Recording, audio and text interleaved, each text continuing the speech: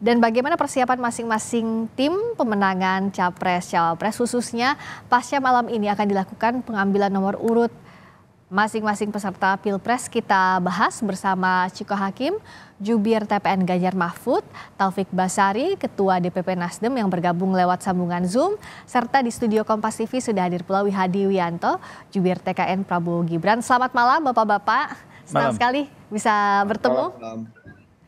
Selamat malam. Malam semuanya. Malam, Tobas. Selamat malam. Kita lihat sambil juga bagaimana situasi di rumah pemenangan masing-masing. Tapi kita bicara dulu soal malam hari ini ya, pengundian nomor urut Capres-Cawapres dari Pak Wihadi dulu. Sebenarnya seberapa penting nomor urut ini? Sebenarnya sebelumnya kan sudah ada harapan kalau bisa sama dengan nomor urut parpol begitu. Tapi tadi juga dikatakan oleh Mas Gibran ya nomor urut berapa saja. Seberapa penting sebenarnya agenda malam ini? Ya sebenarnya nomor urut ini kan merupakan satu identitas untuk memudahkan kita kepada rakyat untuk memilih pasangan kita dengan nomor. Karena memang kita juga ada pemilihan legislatif yang juga merupakan nomor juga.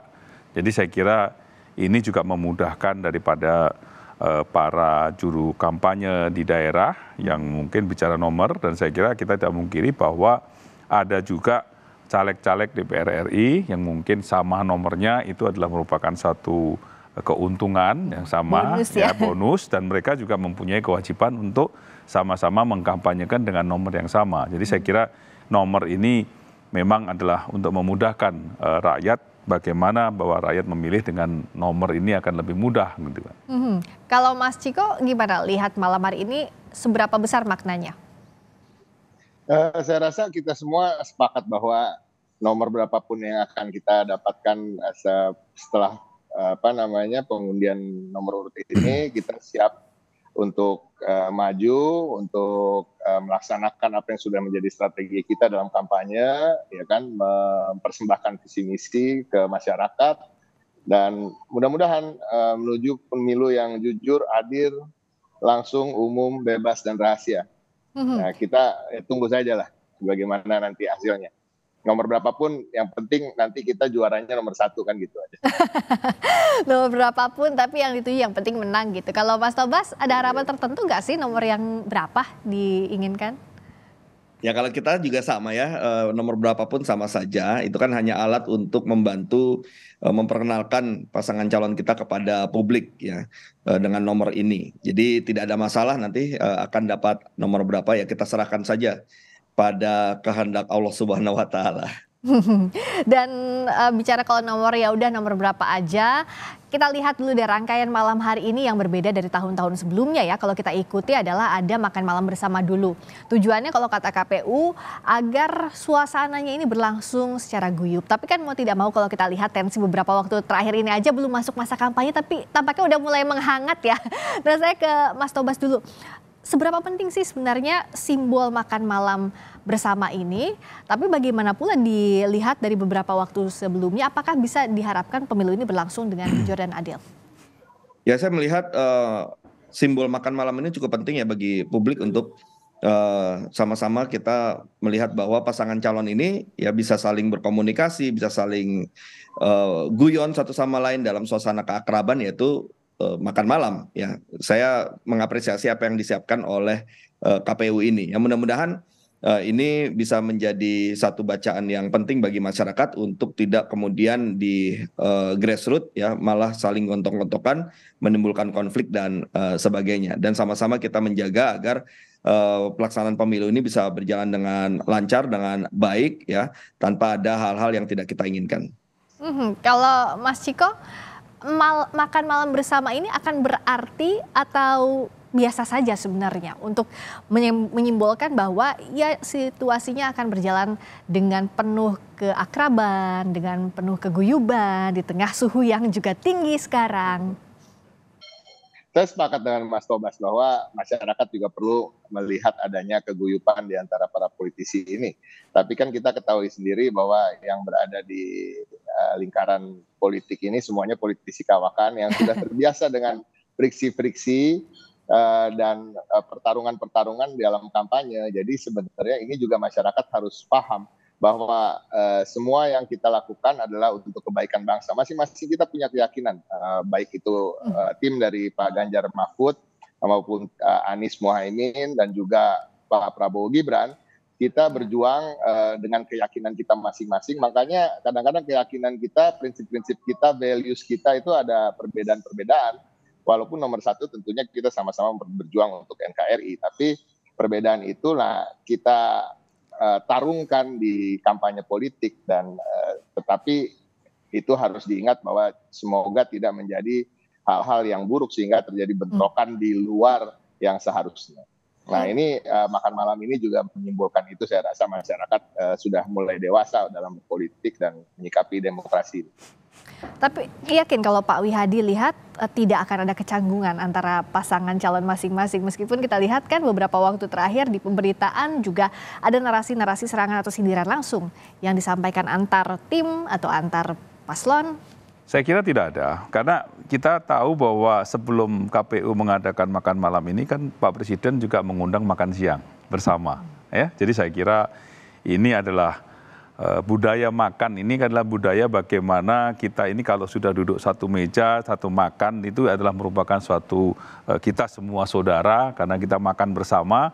Jadi saya kira inilah simbol di mana bahwa pemilu ini adalah pesta rakyat. Nah, kalau pesta ini kan pasti ada makan-makannya juga. Ya, dari diawali juga dengan makan-makan, ya kan? Artinya dengan makan malam bersama, artinya kita ini memulai pesta demokrasi kita, dan ini adalah kalau namanya pesta harus ada makannya. Nah, ini makanya gala dinner yang dilakukan ke KPU ini adalah merupakan satu simbol bahwa ini adalah merupakan pemilu, ya kan, yang harus disambut dengan riang gembira. Namanya adalah pesta demokrasi. Kalau kita berpesta ini kan pasti riang gembira. Nah, keriangan ini dan segala macam ini adalah simbol bahwa malam ini gala dinner artinya tidak ada kecanggungan. Semuanya kita saudara, dan di sini bagaimana adalah kita memang harus melakukan pesta rakyat untuk menentukan pemilihan pada pemimpin kita ke depannya.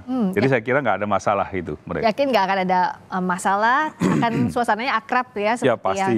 Sudah pasti. Apalagi tadi kata Mas Ciko juga semuanya kan politisi kawakan ya yang akan ada di ruangan. Tapi bicara soal apa yang terjadi beberapa waktu ini, belum mulai masa kampanyenya, nomor urut juga belum diambil, tapi sudah ada perang narasi soal isu kecurangan, penyelewengan kekuasaan. Mas Ciko gimana lihat soal ini? Ya, ini sesuatu hal yang biasa, harus kita anggap biasa jadi bagian dari sebuah demokrasi, bahwa akan kita mengkritisi hal-hal yang kita anggap janggal, hal-hal yang kita anggap sebagai skandal tanda kutip ya. Dan ini juga harus menjadi pembelajaran bagi masyarakat bahwa bila ada kritik-kritik yang keras, kritisi terhadap kekuasaan, terhadap apa yang kita anggap menjadi yang penyelewengan, itu hal yang biasa juga. Dan saya ingin menegaskan bahwa banyak orang masih belum paham apa arti pemilu itu. Banyak yang mengatakan bahwa pemilu itu ketika ada di TPS, kita lihat aja nanti pencoblosannya. Enggak, menurut saya tidak begitu. Pemilu itu adalah suatu rangkaian kejadian yang dimulai dari bahkan sebelum pencalonan. Ya, ketika partai-partai itu menggodok siapa yang akan menjadi calon, ya, kemudian proses pencalonannya, bagaimana kampanye politiknya, dalam perjalanan kemudian ke TPS, ya kan. Setelah TPS pun masih ada lagi rangkaian pemilu, yaitu apa? Penghitungan suara, apakah ada sengketa di Mahkamah Konstitusi, dan baru ada penetapan calon. Nah, selesai baru di ujung itu. Nah, jadi kita harus terbiasa bahwa di dalam perjalanan itu, rangkaian perjalanan itu, seperti dalam kehidupan kita masing-masing, ada kadang-kadang keguyuban, tapi ada juga friksi. Kita di keluarga aja ada friksi. Nah, ini kan NKRI ini adalah keluarga besar yang mempunyai prinsip-prinsip values yang kadang-kadang berbeda, walaupun prinsip utamanya sama, bahwa kita semua berideologi Pancasila dan menjunjung tinggi Negara Kesatuan Republik Indonesia. Itu yang penting, nomor satu. Nah, tapi di luar itu ada beberapa hal yang mungkin kita punya perbedaan. Dan perbedaan itu nggak apa-apa, kita adu melalui gagasan, kita kritisi bila kita lihat ada kecurangan. Nah, ini adalah bagian dari demokrasi itu sendiri. Jadi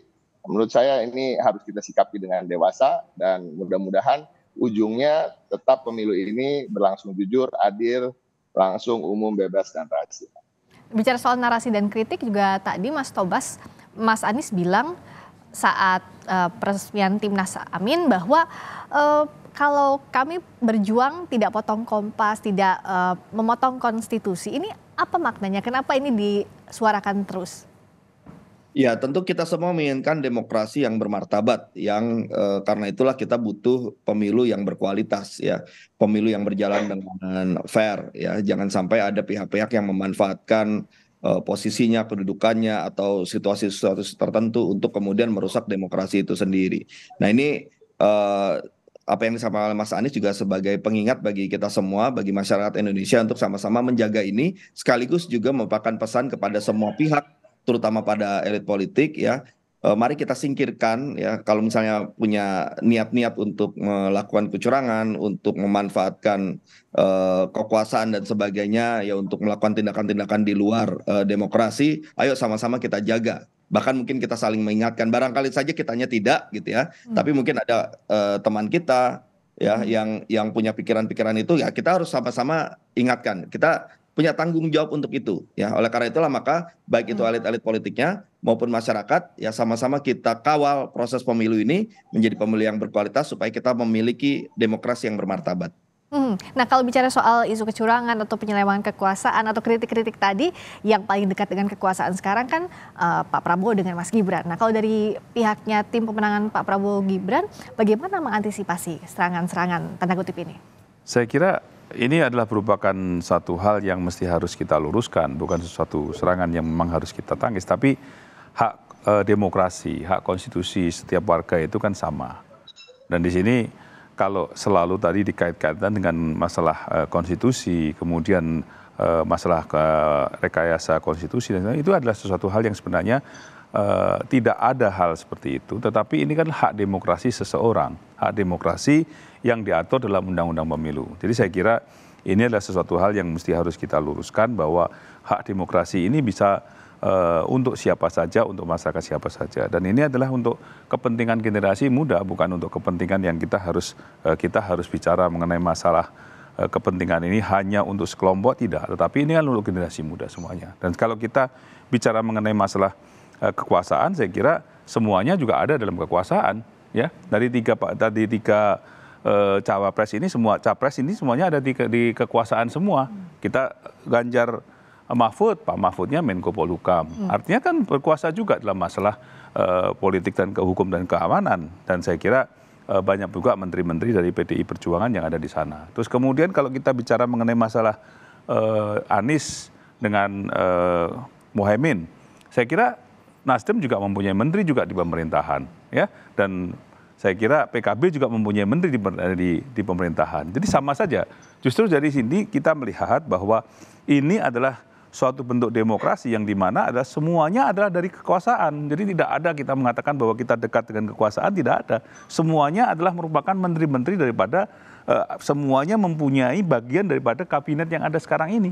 Jadi saya kira ini adalah suatu hal yang kalau kita lihat tidak perlu kita mempermasalahkan hal seperti ini, ya kan? Tetapi kita lebih kepada bagaimana kita melakukan program-program yang akan kita berikan kepada masyarakat, kita kepada rakyat untuk 5 tahun ke depan. Oke, ya? Nah berikutnya bagaimana soal gagasan dan juga kalau masalah pemilu sebelumnya adalah hoax. Nah bagaimana strategi masing-masing tim pemenangan ini untuk menghadapi pemilu 2024?